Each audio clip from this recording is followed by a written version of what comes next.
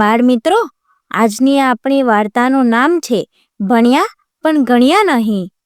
એક ગામમાં 4 મિત્રો રહેતા હતા. તેઓ ભણવા માટે ગામથી ઘણે દૂર એક નગરમાં ગયા. નગરની પ્રખ્યાત શાળામાં પ્રવેશ મેળવ્યો. 12 વર્ષ સુધી અભ્યાસ કર્યો. અનેક પુસ્તકો વાંચીને મોઢે કરી નાખ્યા. આમ તેઓ ભણતરમાં તો આગળ વધ્યા, પરંતુ ગણતરમાં સાવ ઝીરો જ રહી ગયા હતા. અભ્યાસ પૂરો કરી તેઓ પોતાના ઘરે પાછા ફરી રહ્યા હતા. ચાલતા ચાલતા રસ્તામાં એક અજાણ્યા સ્થળે આવી પહોંચ્યા. ત્યાં રસ્તાના 2 ફાટા પડ્યા હતા. અહીં આગળ કયા રસ્તે જવું તે તેઓ નક્કી ન કરી શક્યા. આથી તેઓ મૂંઝાઈને ત્યાં બેસી ગયા. તેવામાં ત્યાંથી એક સ્મશાન યાત્રા નીકળી. એક મિત્રએ તરત એક પુસ્તક કાઢ્યું. તેમાંથી એક લીટી વાંચી: ઘણા લોકો જે રસ્તે જતા હોય તે માર્ગે જવું. આથી ચારેય સ્મશાને પહોંચ્યા. સ્મશાને આવેલા લોકો પોતાની વિધિ પૂરી કરી પાછા ચાલ્યા ગયા. ત્યાં માત્ર એક ગધેડાને ઊભો રહેલો તેમણે જોયો. બીજા મિત્રએ પછી પોતાનું પુસ્તક ખોલ્યું. તેમાંથી એક પંક્તિ વાંચી: ઉત્સવ, અકસ્માત, દુકાળ, યુદ્ધભૂમિ, રાજદરબાર અને સ્મશાનમાં જે આપણને સાથ આપે તેને સાચો મિત્ર ગણવો. આમ ગધેડાને પોતાનો ખરો મિત્ર માનીને ત્રણેય મિત્રો ગધેડાને ભેટી પડ્યા. તે જ સમયે તેમણે એક ઊંટ જોયું. ત્રીજો મિત્ર તરત પોતાનું પુસ્તક ખોલી એક વાક્ય વાંચ્યું: સમયનું મૂલ્ય સમજો, તે ખૂબ ઝડપથી ચાલ્યો જાય છે.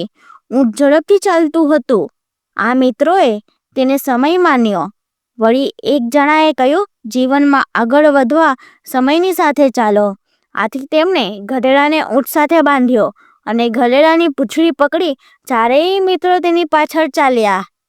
એટલામાં ગધેડાનો માલિક ગધેડાને શોધતો શોધતો ત્યાં આવી ચડ્યો.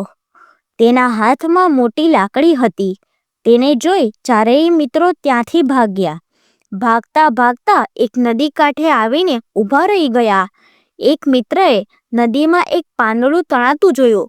ડૂબતાને બચાવવો તે તો માણસનો ધર્મ છે. આમ વિચારી તે નદીમાં કૂદી પડ્યો, પરંતુ તે એ પણ ભૂલી ગયો કે પોતાને તરતા આવડતું જ નથી. આમ તે નદીના પાણીમાં તણાવા લાગ્યો. કાંઠે ઊભેલા એક મિત્રએ પુસ્તક ખોલ્યું. તેમાંથી એક લીટી વાંચી: જ્યારે સગડું ગુમાવી દેવું પડે તેવી સ્થિતિ ઊભી થાય ત્યારે શક્ય હોય તો માણસે અડધું બચાવી લેવું, કારણ કે સગડું ગુમાવી દેવાનું દુઃખ અસહ્ય હોય. આથી તેણે ડૂબતા મિત્રને બચાવવા માટે તેનો શર્ટ પકડ્યો. તેને એમ કે મિત્રને અડધો બચાવી લઉં, પણ શર્ટના બટન તૂટી જતા તે મિત્ર પાણીમાં તણાયો. આમ 4માંથી એક મિત્ર મૃત્યુ પામ્યો. હવે રહ્યા માત્ર 3 મિત્રો. ત્યાંથી ત્રણેય આગળ વધ્યા. ઘણે દૂર સુધી ચાલ્યા બાદ એક મોટી ખીણ પાસે આવીને ઊભા રહી ગયા. આવી હાલતમાં શું કરવું તે જાણવા એક મિત્રએ પુસ્તક ખોલ્યું અને તેમાંથી જણાયું: જીવનના માર્ગમાં મોટી ખાઈ જેવી મુસીબતો આવે તો પણ ડરવું નહીં, પાછા પડવું નહીં, સદાય આગળ ને આગળ વધતા રહેવું. ત્રણેય મૂર્ખ મિત્રો ખીણના માર્ગે આગળ વધ્યા. ખીણમાં પડ્યા અને મૃત્યુ પામ્યા. બોધ: પુસ્તકમાં રહેલા જ્ઞાનને ભણવું ખૂબ જરૂરી છે, પરંતુ તે જ્ઞાન સમજવું તેથી વધારે જરૂરી છે. પુસ્તકમાં રહેલા જ્ઞાનનો વ્યવહારમાં ક્યાં અને કેવી રીતે ઉપયોગ કરવો તે સાચું ગણતર છે. ગણતર વિનાનું ભણતર નકામું છે. બાળ મિત્રો, તમે આવા વિદ્યાર્થી જેવા ન થતા હો. બાળ મિત્રો, આ વિડીયોને લાઈક કરો, શેર કરો અને અમારી ચેનલને સબસ્ક્રાઈબ કરો.